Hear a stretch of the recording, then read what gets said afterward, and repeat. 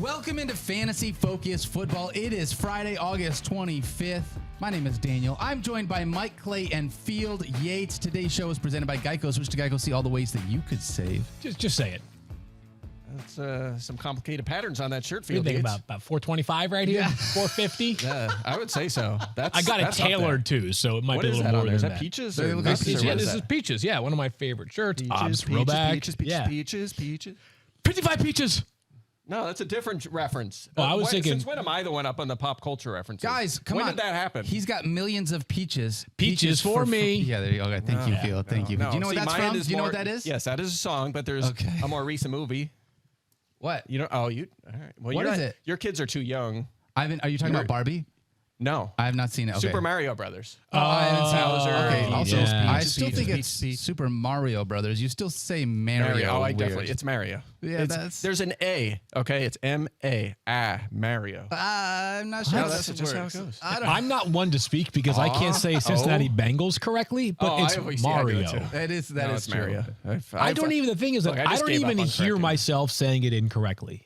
That's funny. Like, That's to how me, you know it that sounds. it's It real. sounds like Bengals? everybody else says Bengals. Bengals, yeah. People are like, dude, it's not the thing that you wear on your wrist or the former band. So what do you say? Bengals. Cincinnati Bengals. Bengals. And Doesn't it's that sound Bengals? normal? What is it? Bengals. He says Bengals. Yeah, that sounds. That fine sounds to the me. exact same to me. That's- You literally said the same word twice in a row right That's, there. Yeah, you did. that's You how did. it works. Hey, Mike, can you do me a quick favor and just say this sentence for me? The apple does not fall far from the tree. The apple does not fall far from the tree. I don't Little know. stumble. A little stumble there, That guys. was a little weak. Yeah. All right. We were discussing yesterday. Wait, I don't have to tell you this because of course you listen. definitely Of course, listen I to listened the to it like podcast. 3 times. Three I times? take notes. Wow, and then okay. I actually am the guy. There's a site I'm working on where I just criticize the show every day. I just write up Fantasy reports. Focus? It's like daily analysis of the show. I think that's called Reddit, right? Yes, I that's think it. so. That's me. I'm the guy. That's my burner. What was my burner on FF now last year? What was that guy? I can't remember what that was. I don't remember. Tyler Fulgham? Something Yeah. ridiculous. That's so 88 good. or something. Yeah. At Tyler Fulgham. Yeah. All right, that's we it. got a big show for everyone here today. We got some news that we are going to dive into that we got yesterday, A lot of as news well yesterday. as a big strategy show. We're going to be talking. This is coming up. This is going to start being those draft weekends where you start doing your drafts. Hopefully, you have not started too soon. And we're going to talk about a bunch of strategy that we like heading into draft weekend. Yeah, and that's going to apply not just to redraft. We're going to talk some Little dynasty, bit of some everything. salary cap strategy a little bit later on in the show. But the focus of this will obviously be redraft because I think the vast majority, I think it's like 92% of leagues on ESPN are redraft, and in often cases somewhere between 8 and 12 teams. Yeah, For All right. sure. One last thing, help us get the ESPN on NFL YouTube channel up to How many 200,000 are we at? Hold on, I'm going to subscribers. find out how we're at right now. We are at We have moved from the ESPN channel to ESPN on NFL. What are we at, Field Yates? 199,000. 199. All right, we can do that right now. Let's do it. Yes. Let's get it to Mike 200. Clay will buy dinner for whoever becomes beat me the to 200,000. I'm gonna go subscribe right now. 200,000th? I was going to say That's a hard word to I was say gonna as say well.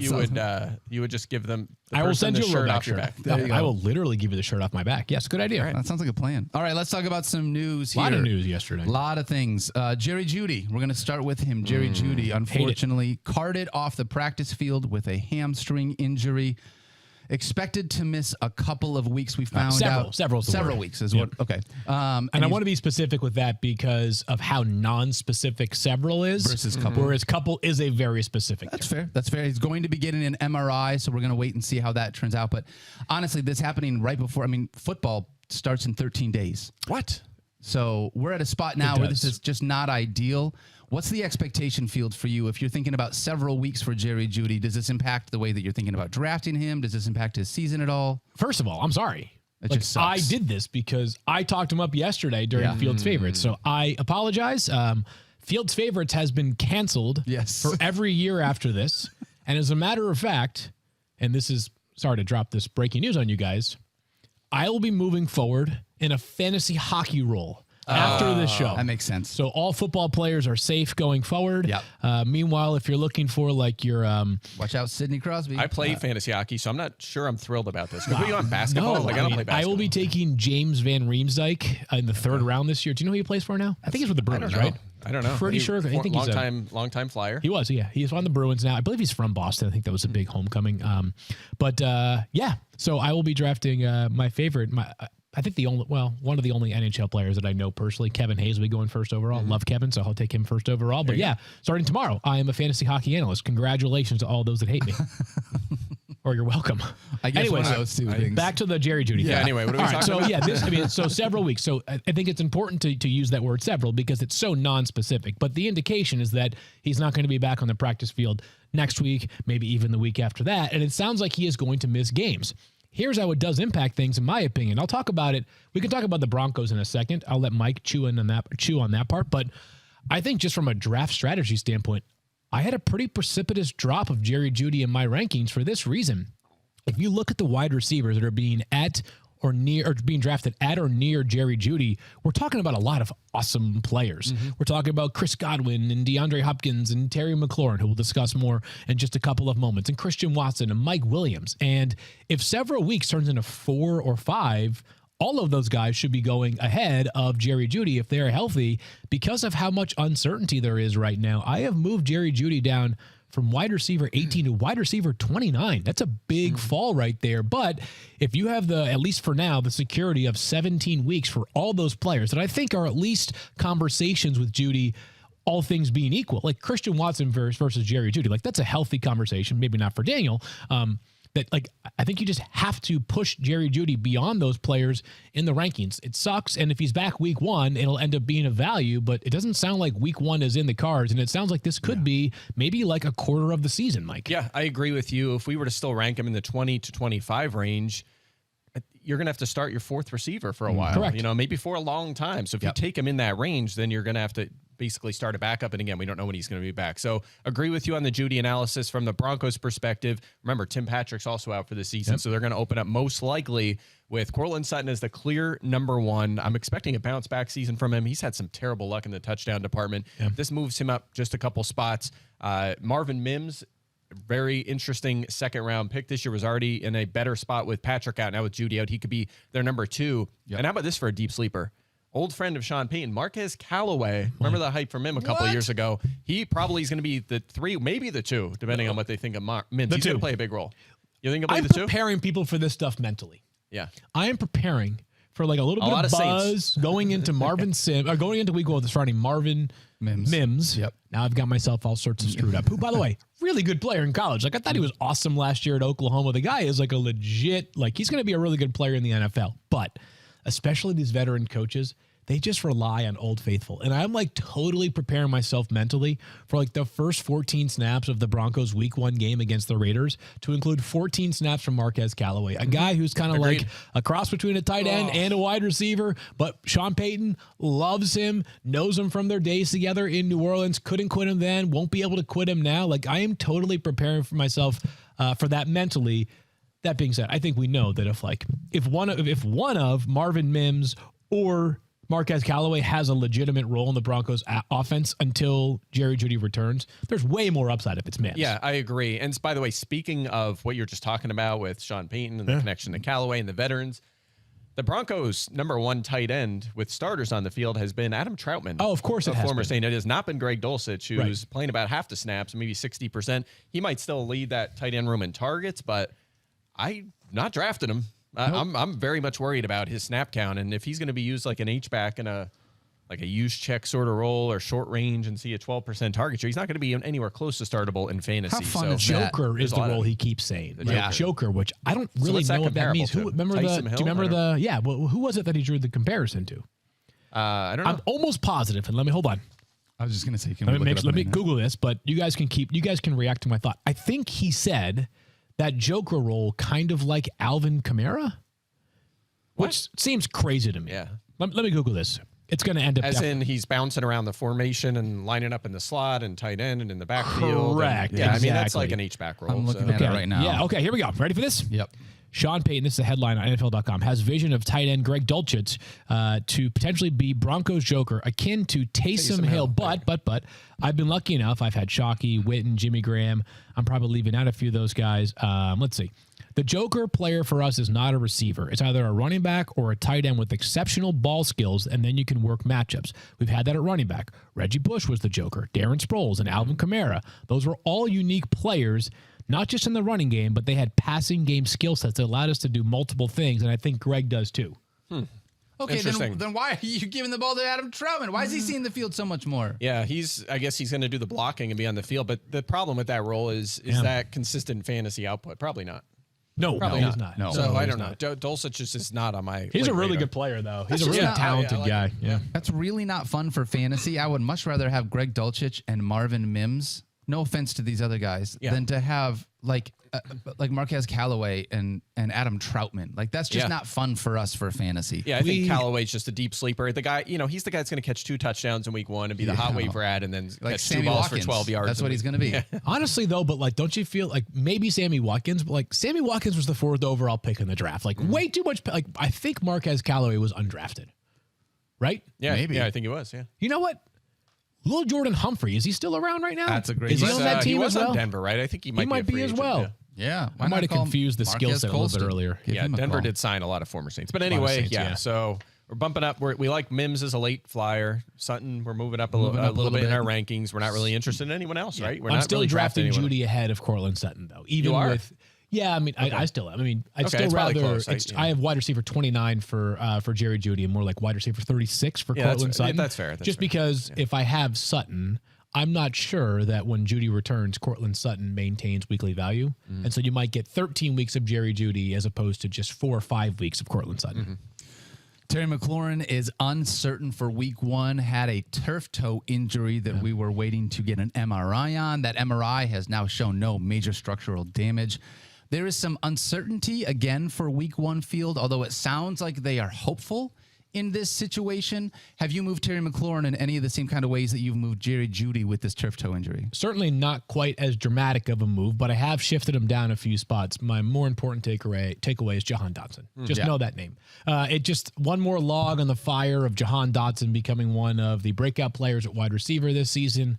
Better offensive system, hopefully better quarterback play. Super talented kid who last year thrived in the touchdown department, had decent volume. I expect the volume to go up this year, even if the touchdowns go down this year, which I'm sitting next to the man who knows regression better than anybody else. They probably will. I just think that Jahan Dotson has all the right skills to be like a huge piece of this offense. Yeah. Well, even if Terry McLaurin's healthy, by the way, this could be a 2 fantasy relevant wide receiver offense. Yeah, Jahan Dotson was drafted in terms of pedigree, was drafted before any of the receivers in this year's rookie class, right? The Commanders thought a lot of him. 16th. He played really well. Yeah.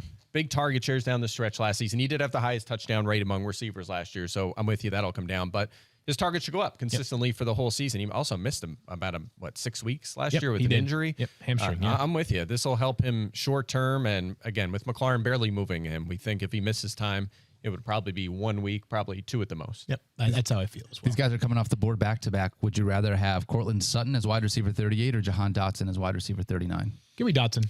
I agree. I like the upside. I'll roll of the Dotson. upside play. Yeah, totally. I think there's a chance he has 17 weeks of value this year. Sutton could, and Sutton's Sutton's been a tough, good player. He's a tricky guy. I mean, he has 4 touchdowns in the last 3 seasons. One of them he missed 2 years ago, or 3 years ago. He was out the whole season after week 1. The last 2 years, he's just had awful touchdown luck. The efficiency's been poor. The chemistry never came around last year Yeah, between with him and Russ, Russell exactly. Wilson. Yeah. It was obviously it got hot at the end between Russ and Jerry Judy, but it felt like all season it was like trying to make something happen that just it couldn't make happen. Yeah, I know this is a little Drew Brees factor here. I just wrote about this in the betting playbook we just dropped today. But the last year the Broncos averaged 1.8 offensive touchdowns per game, which is poor, right? Yeah. About 2.5 is the league average. Sean Payton has never in 15 years with the Saints never been below 2.4. Okay. So now Drew Brees was there for a huge chunk of that, but even the final year when things weren't as rosy, still 2.4 or higher, which again during that whole stretch is about league average. So something to think about there. We should see a step forward for this offense. All right, moving on. Cooper Kupp says that he will be ready for week 1. He has been dealing with a hamstring injury, seemingly all training camp, just taking it safe. It feels like there's a lot of playing it safe here with this one, just to make sure that once the regular season hits field that he's going to be out there for week 1 for us. Can you guys think of a Rams starter that you've seen on the field so far in preseason? A Rams starter? No. Pretty much no, right? There might be a team that plays that. There might not be a team that plays things as conservatively in the preseason as the Rams do. And Cooper Kupp saying he'll be ready for week 1 and not playing at all in the preseason sounds about right. I expect him to be ready for week 1 as well. I continue to think that Cooper Kupp is in for a massive season, which for some reason or another feels like it's controversial in the eyes of some. I have him as wide receiver too, so I am bullish all in on Cooper Kupp this year. Yeah, the one thing I'll say though is you might be watching the Rams preseason games and not just recognize their starters. Like they could be their starters might be out there, but you're just like, I never heard of this guy because that's their roster. That is their situation. That was the youngest roster in quite some time. How about Davis Allen though, catching 8 targets or catching all 8 of his targets in their last preseason game? Looking pretty good. Interesting. There's going to be that team is going to shock some people when they see the starting lineup scrolling on the screen in week 1, and they're like, "What? Yeah, I don't think people have really fully grasped what that team is going to look like." How about a quick shout out? We're going to close out the news section here with a little bit of love for our friend Corey Davis. Yeah. Shutting it down for his NFL career, made over $52 million, retiring at the age of 29. How unbelievable is it? Corey Davis, someone that came in out of my state, from the Mitten. I loved Corey Davis. Loved being able to see him out of Western Michigan. Thought he was a really exciting prospect for the Tennessee Titans for a real long time, then came over here to the New York Jets. Just somebody that I was really thrilled with. So congratulations. Stoked for you, Corey, to be able to make it out of the NFL and enjoy retirement, dude. You've earned it. 28 years old, $52 million bucks made. Congratulations to Corey Davis. And, there were some questions about whether he would be on the Jets roster anyways this season, but he steps away, gets to leave on his own terms and pursue whatever is next for him in his post-football days. Does this make Jerome Cap a sleeper? I was just going to say that. Yeah. I mean, good rapping skills for sure. What a moment. Guys, if you haven't seen it yet, go track down the clip of Jerome Cap, who is an undrafted free agent wide receiver from... Well, that's where I was getting to. Yeah, okay, please so tell me where he's he from. has good rapping skills. You saw that. And? As I do, because we both come from Kutztown. Right. Wait, Kutztown, there's another Kutztown. That's Are you him. serious? Jerome Cap. Yeah, Craig Reynolds and Jerome I Cap. mean, Hopefully Andre Reed, he'll make duh. 53. Yeah. Wow. A legend that is Andre Reed. Yeah. Yeah. So Jerome from Cap had an absolutely iconic performance during Hard Knocks. I think Eminem tweeted it today. He did. He tweeted Did he it really? yesterday, by the way. It was That's so how you know great. it's legit. Yeah. Honestly, my biggest concern for Jerome is that he's been wearing number 31 in preseason. It's not a fun number. It's not a good number for a wide receiver. No. But I guess when you're an undrafted free agent who, as he noted before his rap performance, got $0 as a signing bonus. You take what they give you, right? Like, what's the old expression? I feel like you guys know Steelers receiver Gunnar Olszewski. Yeah, of course. When he got in the NFL, he was like, all I need is 3 hots and a cot. I mean, like a place to sleep and 3 meals and I'll play football, right? Wow. I think Jerome Cap might be part of that school of thought that just let me play ball and pay for my hotel and give me some meals and I'll be cool. Be good to go. But what an epic performance. And dude, no matter what happens, whether he gets cut on Tuesday and never lands on our roster again, or if he ends up playing 15 seasons in the NFL, you had that moment on Hard Knocks and Eminem freaking tweeted about you. How sweet is that? Yeah, he might not want to play. He might just want to make a rap album and be set anyway. He'd be better off. 5 years from now, if he's literally taking the stage at the Grammys, Stop. I want to thank Liv Schreiber and the entire Hard Knocks staff for giving me that moment. That would be incredible. Oh I want to thank the rest of the Jets rookies because they weren't very good. weren't So as I was good. the only rookie worth showing on TV. I'm not talking about good at football. I mean good at the talent show. Oh, that was stuff. so bad. They just they said they have to do it again next week. It was so awful. Yeah. What were they That's even so doing? funny. They were I've been like, around. let's do trivia. That was probably my trivia. favorite thing about working in the league every year was the rookie shows. There were some absolutely legendary performances, and then a couple of years where you were like, Yikes. Yikes.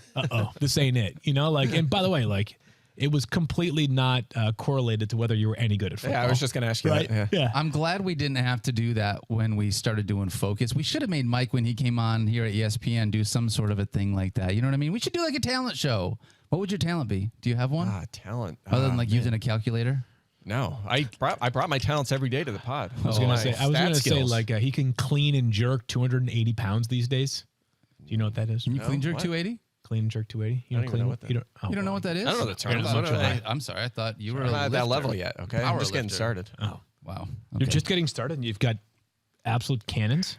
Speaking of just getting started, I need that on GIF. that's right now. Can we please get some of that? Wait till they're bigger. Then Hey, quick shout out to our buddies over at Draft Boards. They are available. Buddies over at TrophySmack.com. Yeah. You can go and grab some draft boards if you need them. They come right now with 2-day shipping, 20% off with the discount code FocusDraft. And if you love the belt that we have here, in case you're looking for a championship belt for your trophy, you can head on over to TrophySmack.com. Get 10% off with the discount code FocusBelt. Go show them some love. We love the people over at TrophySmack. All right, let's do it. Let's talk freaking some do it. draft strategy. Heck yeah. This is that time of year where so much. Listen, we all know what players we want to draft. We all want to leave the draft with the best players, but you got to go in with a strategy, understanding how you're going to get those players within the draft. So, as a part of this, before you even go in, Mike, there's a couple of different strategies you could take into a draft of how you want to attack it, how you want to come away with a specific team, roster construction. One of those ways is by doing something that we often hear about called the hero RB or anchor RB strategy. Can you tell our listeners what that means? Yeah, I think most people, the way they deploy it would be your first round pick as a running back, right? So if you're picking in the top 4, maybe you take an Austin Eckler or Christian McCaffrey, and then you say, I'm done with running back. Yes, I have a second running back slot. Not going to worry about it. I'm going to avoid the running back dead zone, all these guys with all these question marks in round 2, 3, 4, 5, maybe 6 or 7. And what you do during those rounds is you attack wide receiver. Yep. You consider tight ends, maybe a Mark Andrews, maybe a TJ Hawkinson, something like that along the way. You consider the quarterbacks, maybe even Lamar Jackson in the 4th or Joe Burrow. You just chip away at that along the way. You basically just punt that second running back slot. And then later on in the draft, you look for those breakout players, a James Cook, or just maybe it's just an insurance back. You know that going into week 1, that second spot is going to be a little bit of a problem. And that's okay because you're going to load up on some late guys. There's going to be injuries. We know that. And when those injuries happen, you're just going to improve that running back 2 slot while one of your league mates or many of your league mates, running back situations are worse because of the inevitable injuries at that position. So there's variations of how you can attack that, but I've done it a bunch. And me too. But here's the thing, and I'll just say this about kind of everything we're going to talk about now, which is a lot of times my strategy will be dictated by how the draft is going and the player I pick. Maybe there's a wide receiver value in round 1. Maybe I go Travis Kelce because he fell to the 9th pick in the first round. Then I have to change on the fly. So I don't go in saying I'm doing anchor running back. I don't go in doing that. But if I take that running back and then there's a wide receiver value in round 2 and round 3, then I'll say, you know what, I'm not going to force a second running back. I'm going to execute this strategy and I can make it work. So maybe before we dive into the specific anchor RB versus zero RB versus heavy RB strategies, we can talk through a couple of just general points that apply no matter how you're going to approach your draft, right? First of all, I think it starts by knowing where you're picking in the draft does have some impact on how you approach the draft, right? Because if you have the very first overall pick and you decide to bypass a running back, which is a very reasonable strategy in this year's proceedings with Justin Jefferson sitting there waiting for you, you have to be mindful of the fact that when you pick again, it's going to be as soon as 20, but it could be as late as pick 32 if you're doing a 16-team draft. So let's start with this. You kind of have to have in your mind thresholds for starters, right? Look at the quarterbacks and you say to yourself, what's the last quarterback in the rankings that you would feel good walking away with as your starter? Same deal for running backs. At what point do you start to go, I'm not so sure I would feel comfortable with A.J. Dillon, as an example, as my RB2.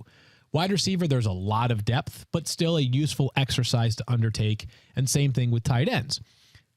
Always have those barometers in mind because I think that, as much as anything, will influence how you attack the board once the proceedings actually begin. Because if you are picking dead middle in a round and you've got only 1 or 2 tight ends left, but you know that you're okay with taking as your starter, but I just have to get through 7 or 8 more picks and everybody else in the league has already taken a tight end, you can feel fine probably letting those guys go in round 8 to ground them rather than in round 9. If you're picking at the first pick and you have to wait 20 spots for that tight end to potentially last, that might influence how you are approaching the draft. So always be mindful of what is the last player possible at those respective positions that you are good with as a starter, and use that very resourcefully throughout the draft. That's why, my my personal draft board, I actually don't use an overall because as soon as guys start getting picked, that overall board is shifting based on where values are, right? So I'm watching the tiers.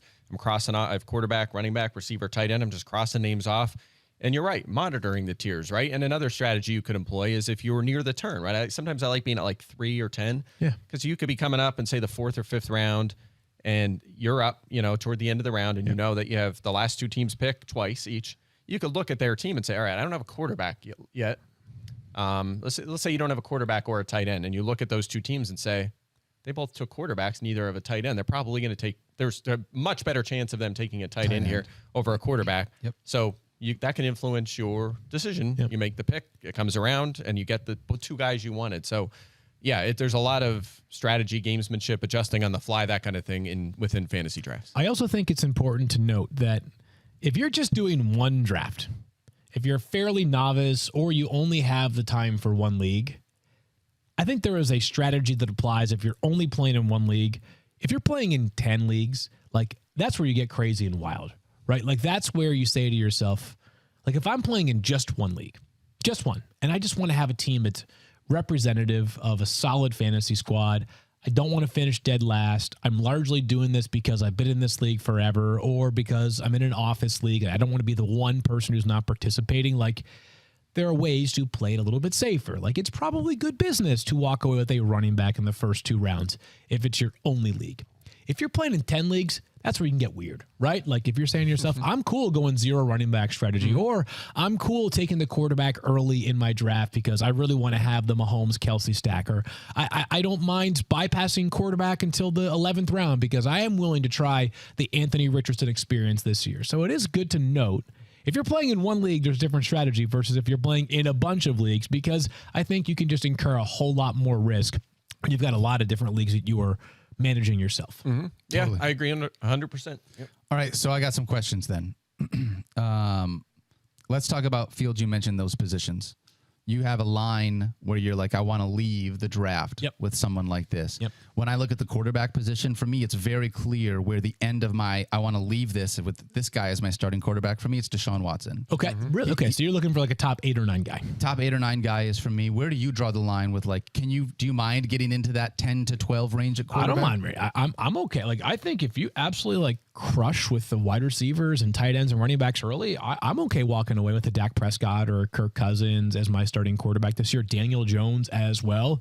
There are more than 10 starting quarterbacks in my rankings this year. So if I'm playing in a 10-team league, my general philosophy on the quarterback, where to take a quarterback, is I prefer not to be the first person to take a quarterback off the board.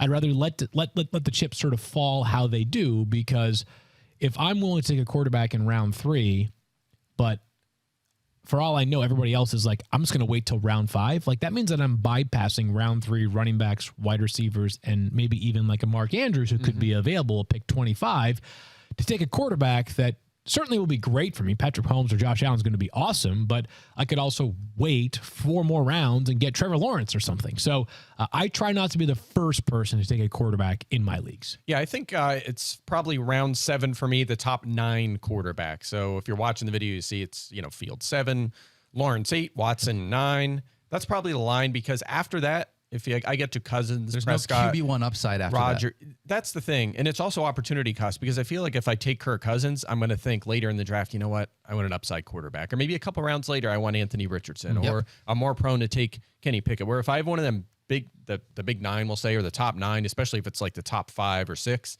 then I'm like, you know what? I'm good. I'm good. I'm going to start this guy all but the bye week, unless they get hurt, obviously. Yeah. I feel good about it. I don't even need to worry about a second quarterback. So, that's it. I think it's 9 for me. That's kind of the cutoff where. Both you guys and again, are 9. I'm with you. Like if there's a great value, I'm not going to force it, right? I'll go another direction and wait and take an upside guy like a Daniel Jones or something. But again, then I feel like it's a question mark, and I might need another quarterback. And I don't really want to do that. I want to spend them late picks on breakout players at other positions. I'm totally with you, Mike. I think the same thing is true at the tight end position. I think that's another spot where it's like, I go in thinking I've got to leave the draft with one of these guys as my starter. How far is that line for you, Mike Clay? Yeah, I think that one would smaller be for me than it was for quarterbacks. Definitely, yeah. So we get to 4 is Waller, then we have Kittle, Pitts, Goddard is 7. Yeah. I think that's probably the line for me. Yep. I might be like, then you get to Freiermuth, Ingram, and Njoku, Kmet. Touchdown upside probably very limited there. They just don't have that high ceiling of the other guys we talked about. And again, in that case, if I'm sitting there and I have Cole Kmet or Ingram or Njoku, I might be like, you know what? Chingo Okonkwo's looking a little more interesting later, and I don't really want to do that, right? So I'd rather get one of those top guys and have an edge too, because think about it. If every week there's, let's say it's a 12-team league, right? You have 12 people starting a tight end. If you have tight end 4, 5, 6, you have an edge over half the league at that position every single week, and you don't have to deal with those late guys that have the limited ceiling. So I generally want to be in the middle of the position, like in the 5, 6, 7 range or higher, so I have that edge. Gosh, look at that drop, though, between Travis Kelce coming off at pick 5.6 and Mark Andrews at 33.1. Yep. That's a strategy this year in and of itself. Draft Travis Kelce in the first year. It's a new one for me. Thinking about drafting a tight end. Or sorry, in the first round, not first year. Yeah. Drafting a tight end in the first round. That's a whole nother strategy that this year, because of how much better Travis Kelce was than the entire rest of the position last year, it's something like the other strategies that we've talked about. Hero RB, zero RB, waiting. Like, you can do that with Travis this year. It's justified, though. Mm-hmm. It's justified. That's what I was going to say. Yeah. Like with the quarterbacks, Patrick Mahomes is going like a round and a half sooner than like Josh Allen or Jalen Hurts. Like, Jalen Hurts was averaging more fantasy points per game than Patrick Mahomes was last season until he got hurt. If Josh Allen had played all 17 games, of course, they had the game canceled against the Bengals. I think Bengals. Yes, it was. Nice job. I believe he may have had more fantasy points than if I can get to the scoring leaders here. I want to say that like Patrick Mahomes, the delta between Patrick Mahomes and Josh Allen last season, if he had played that 17th game, he would have finished with more fantasy points than Patrick Mahomes, yet again, if he had just had his average for that week. So, like, Patrick Mahomes is the best player in the world. I'm not debating that. And I absolutely love Patrick Mahomes. But the idea that he's going a round and a half higher than those other two guys in drafts is, to me, like, it's based more in Mahomes' popularity and awesomeness in real life than it is his dominance in fantasy. Whereas with Travis Kelce, it was 100 points between him and the second best tight end in fantasy last year. That's worth the 3-round premium. I want to say this, though. I was talking with Not Cool Keith and our buddy Pierre yesterday about this. Like, potential spam's calling me. What do you think? This is a source saying scam likely? It just says potential. It's just scam. Potential spam. Should take it. All right. I probably wouldn't take it. Any thoughts on Kelce in the first as opposed to Andrews in the fourth? We can see that you didn't answer. Oh, wow. Mike Clay, jeez. You can see on the video. Dude. Wow. Take the call, man. What is it with you and like spoiling good moments? More like fraud Yates, you know what I'm saying? Hey-o. Hey. Where were we? All right, so here's a question then. If we're talking about tight ends, one of the things that I think it comes up, best ball as a game has really taken the fantasy community by storm. It's been a lot of fun for people the last couple of years. It's been a lot more. I think you just find it in more places, right? It's an excuse to do fantasy football drafts all offseason. All offseason, right? exactly. Literally all offseason. So as a part what is best ball? Here we go. Let's start there. What's best? I don't think everybody knows what best ball is. So what is best ball? You draft your team and you're done. And that's it. You don't have to touch it again. You could just monitor the leaderboard the rest of the season.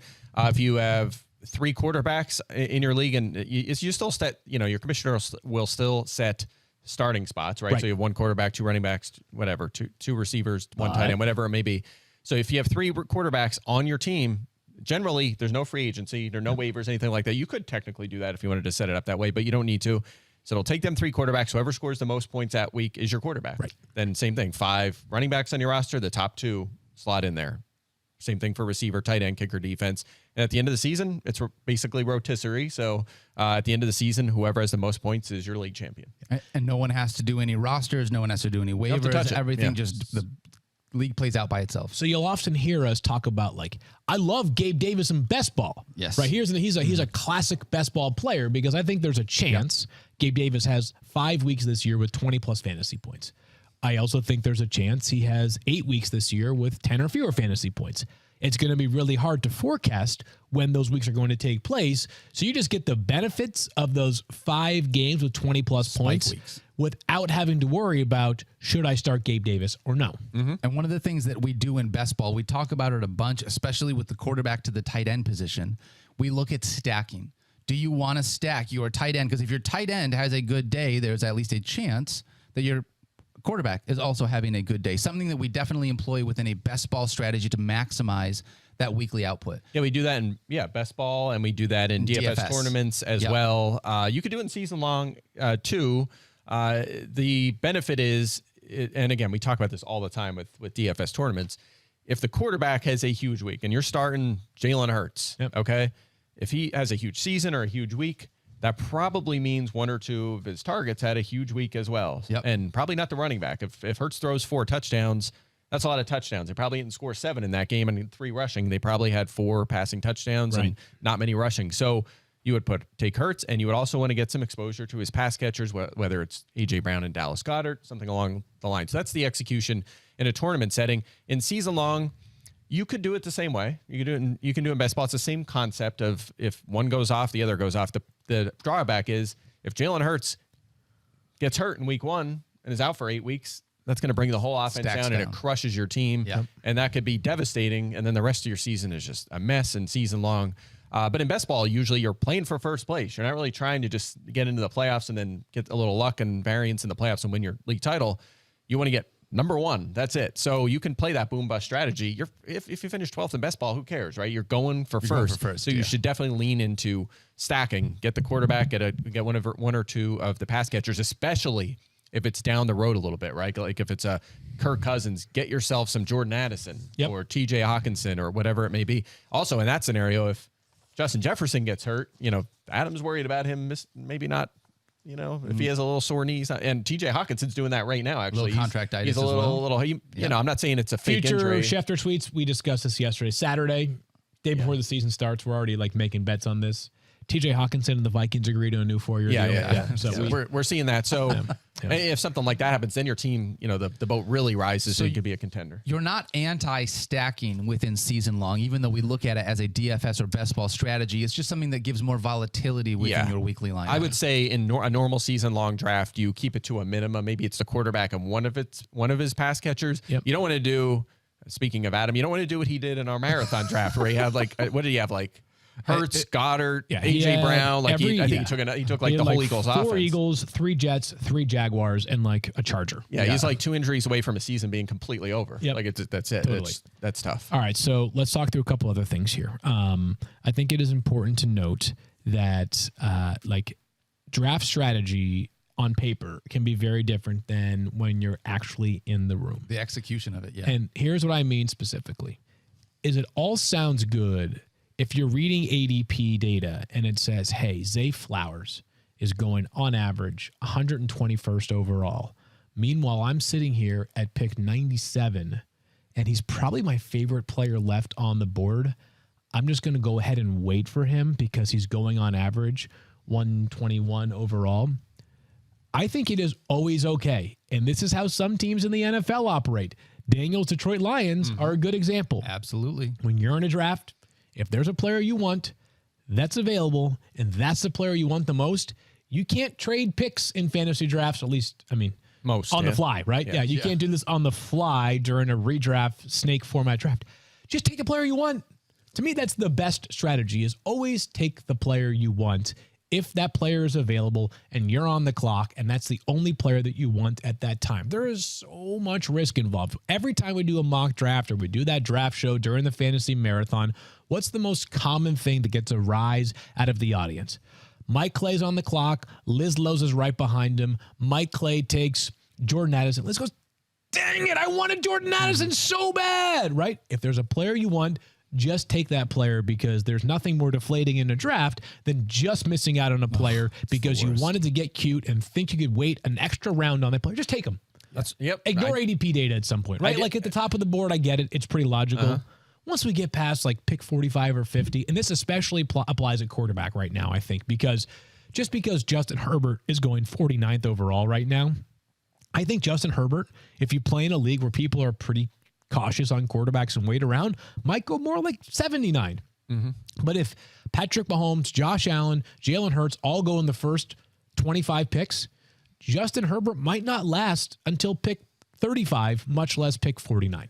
Yeah, I'm with you. And I executed that in the marathon draft when I took Garrett Wilson at 8th overall because he was in that wide receiver tier. And also I was picking 13th. I knew I was going to get another similar star player. That was a big tier. So I knew I was going to get 2 guys I really liked there, and I could have taken them in reverse order, but I wanted Garrett Wilson, and I was 99% sure he wasn't getting back to me. So I took him first, knowing I would get another player around the turn. So you can mix those things together. You think forward and think about what your league mates are going to do before you make a pick. I was doing the mock draft yesterday. We did a staff mock draft yesterday. Superflex, and Superflex mock draft. And we'll talk about a couple of other types of leagues after the break in just a couple of moments here. But I had 2 running backs in my first 6 or 7 picks. I went 2 quarterbacks first, and then I think I went 2 running backs and 2 wide receivers in my next 4 picks. And all of a sudden, like Alvin Kamara was sitting there, and it was picked like 85, and he's the 50th highest rated player on the board. I'll take him. Yeah. Like at some point, like that's where having the awareness of what you've already filled out on your board dictates your ability to take players. Like Alvin Kamara is going to be suspended for 3 games. Jonathan Taylor, Josh Jacobs, who right now are very big question marks. Those guys obviously are as good as it gets or close to as good as it gets at running back. If they're available for 17 games this season and you get them a pick 27, they're going to be the best pick you make.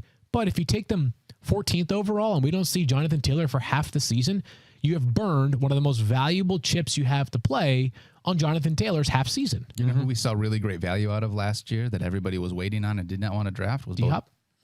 D-Hop too. I was going to say DK Metcalf and Tyler Lockett. Totally. Nobody wanted to draft him, and they were really great veteran values. Oh, yeah. Because you just got to a spot where you didn't like the situation, but it gets to a spot where it's like, there's still better values than the guys that I'm looking at on the board there. Yeah, I pounce on those guys every year. There's always, I think you and I off the air had or maybe it was on on the air. Yep. Just those guys like your Derek Mason and Lockett and Jarvis Landry over the years, those boring guys no one wants, and they fall and they're like, they're just whatever. Don't be afraid. I think Jacoby Myers kind of feels like that to me this year. Yeah, Jacoby Myers he's on my list, great example of someone that doesn't feel super sexy or really fun, but if you need someone that's going to score fantasy points for your team during a bye week as a flex play, I'm not sure it gets better than Jacoby Myers based on who else is going around. Yeah, I mean, he didn't get Christian Kirk money, but he got paid a pretty decent amount to go to Las Vegas this year. They didn't bring him out there to just chill out. And he's going to have a decent 44. There's a path to a 20% target share, a little bit lower than New England, but he's going to have a big role. I actually think the Raiders' offense is average. The defense is not great. They're being discounted right now. Yeah, it's very poor. The offense is fine, and especially if you have a bad defense, Jimmy G is going to be throwing it a ton. These guys are going to be busy. I want to talk about the art of drafting and like what different players represent after the break. But before we do that, I think there is one like extremely important strategy to have. And I'm hoping that everybody on video sees this right now because I have Mike Clay's top, looks like 300 players right here. I have that too. Cool. Okay, so this is my best advice for drafting. If you have Mike Clay's top 300. I know it. Oh, my gosh. Field is ripping it up. The whole thing. Oh, they can hear it.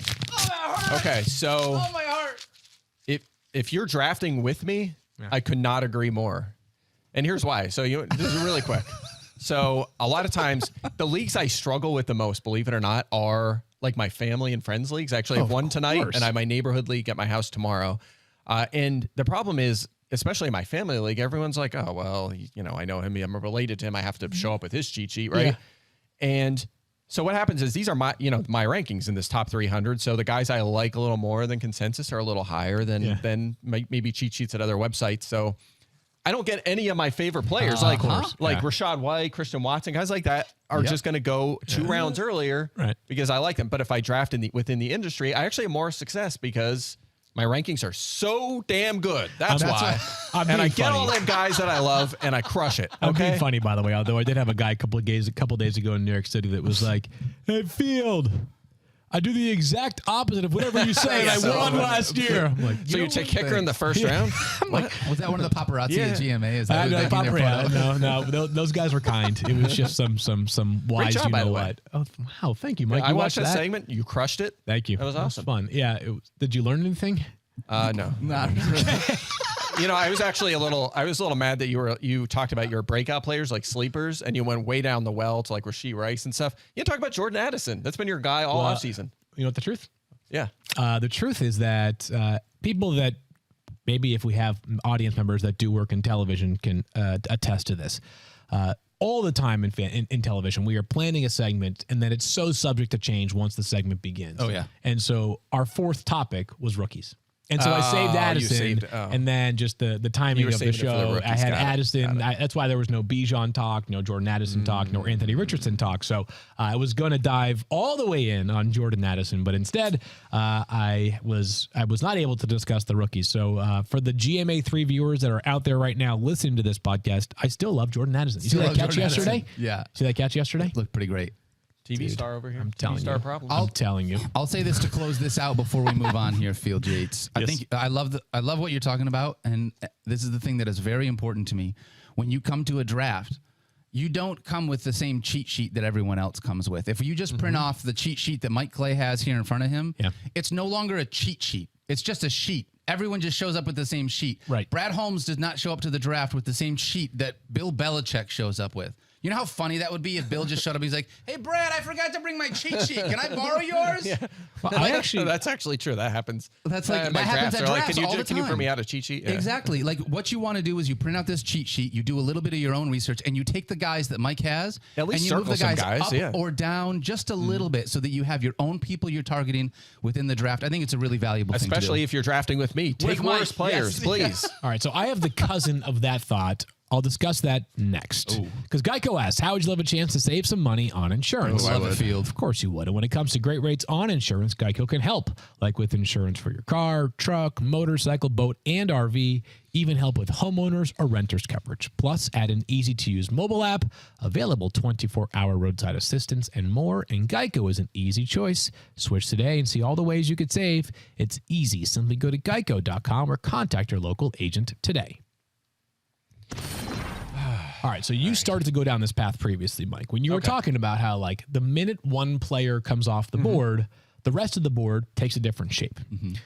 This is a thing that I can't hammer home enough, is that, like, we are all pressed to make rankings that are presented in a vacuum, right? So you have to stack a board that goes somewhere from, at the running back spot, you know, Christian McCaffrey or Austin Eckler, all the way down to, like, whoever you have at RB60 right now. You have... whatever. Zach Evans, I'm just making that up here. Maybe it's Kyron Williams is running back 60. But there are some players in between that, like, in a vacuum, do I prefer James Conner to Kenneth Walker III? I don't really know. But if I have taken high variance players early in the draft and you say to yourself, I just want a little peace of mind with my second running back spot, James Conner might be preferable to Ken Walker III because one of them has zero competition for carries whatsoever, that being Connor. The other is more talented, that being Walker, but the Seahawks just used the 41st pick in the draft on Zach Charbonnet or whatever the pick was in the second round. So I cannot stress this enough. Drafting is an art, not a science. Every pick that is not only you make, but that everybody else makes influences the rest of the values for the draft. So when you're going through your team and you're building your team, people are like, who should I take in the 6th round? Well, who did you take in the first 5 rounds, right? And if you took a quarterback early, or if you took a tight end early, if you took Travis Kelce, then I might not be nearly as strong of an advocate for taking a quarterback early, because if 2 of your first 4 picks are a tight end and a quarterback, check out what your running back and wide receiver rooms look like. So Agreed. I know that this is not what people want to hear. They want very specific. Who's my favorite 6th round pick? Who's my favorite 8th round pick? And Mike's article that you guys discussed a couple of days ago is absolutely brilliant.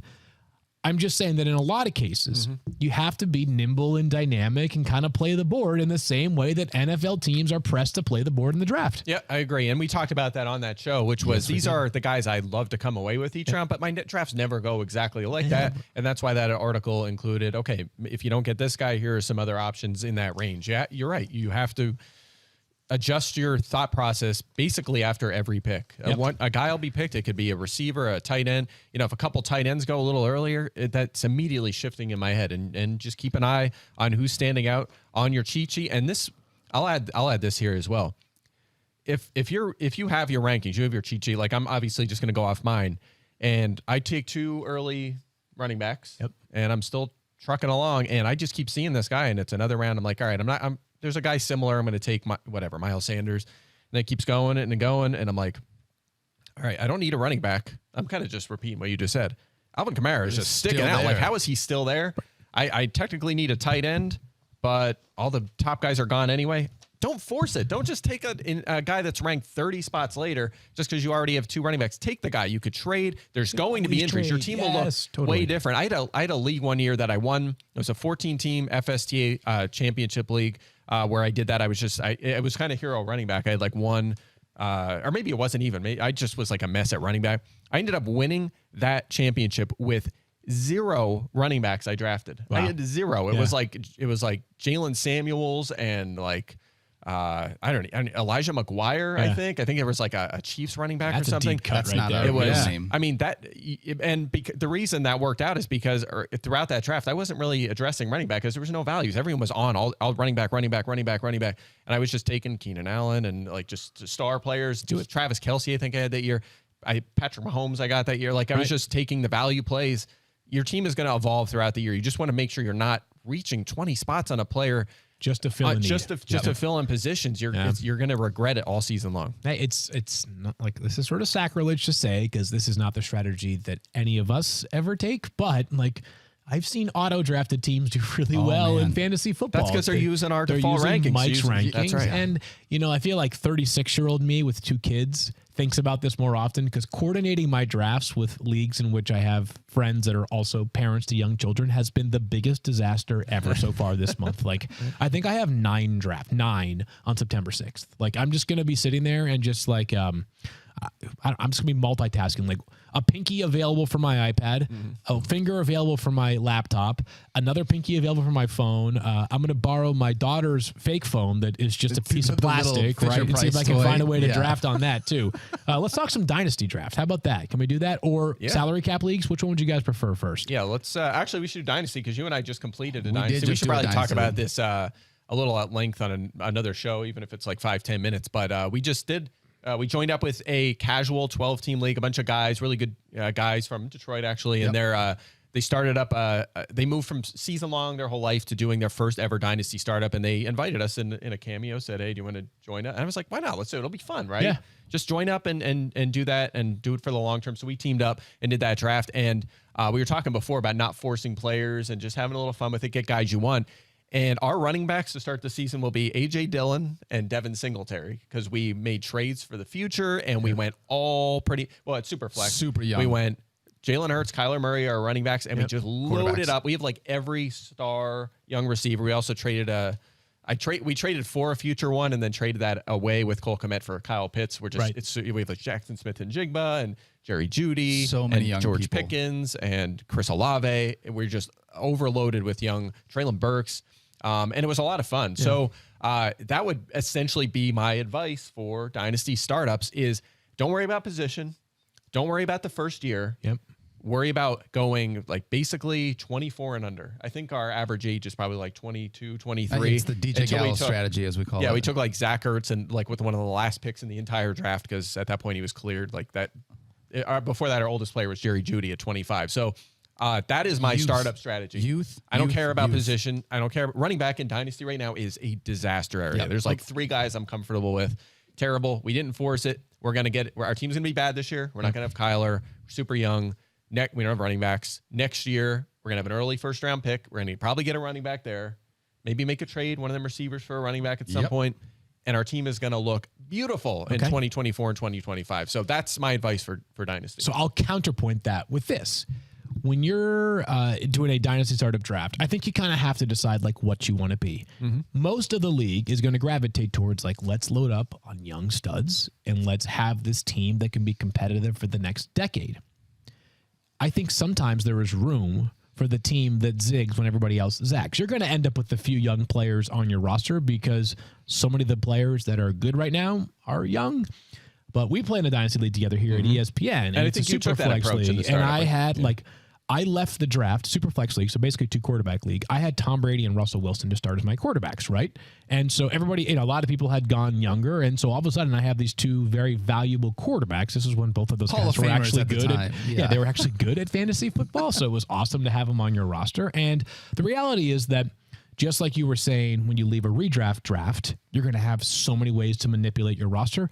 You can do the same thing in Dynasty. I just think you have to, at the beginning of it, have a vision of what you want to be. If you want to be a team that could compete in the first like 2 to 3 years, like maybe you are willing to take Cooper Kupp or Devontae Adams in the first 3 rounds of your draft. If you're a team that is saying we are just looking for the next 10 seasons to be awesome, then maybe you're saying to yourself, you know what? Like, I will take Amon-Ra St. Brown before, way before I take Devontae Adams, or I will take Devontae Smith way before I take Cooper Kupp, which would not be likely to happen right now in redraft leagues. So kind of just know what you want to be. And build your roster accordingly. Yeah, you don't want to be in the middle. You want to be starting like Jackson Smith and Jigba if you're trying to compete this year. You want to be starting guys like that. You want to be the Bucks and Rams over the past few years when they won the Super Bowl, or you want to be the Arizona Cardinals right now, right? Think about some of the teams that have gotten caught in that trap in the middle where it's like you're just on this decade-long belt of just mediocrity. Yeah. That's the worst place to be in sports. Go all in either way. Jackson, one of our producers, was talking with David Presley, our other producer, about startup dynasty draft that Presley is in. And he was like, man, Josh Jacobs is still here, but do I go Travis Etienne instead of Josh Jacobs? And it's like, yes, if you're going to draft one of those guys, I would much rather have the younger guy for the dynasty perspective because of everything that we just talked about, unless you are trying to specifically go out this year and compete. Isn't it funny? Because they're like, less than a year apart? I know, in age, it but feels like they're so different. It does. Yeah, that's crazy. That's what happens when you have a 300 carry season. Salary cap. Let's wrap up on salary cap leagues. I think this is an important one, and just a couple of like sort of treetop pieces of advice. Mike does create a sheet. It's available in the ESPN cheat sheet that has an assigned value for what each player sort of should be worth.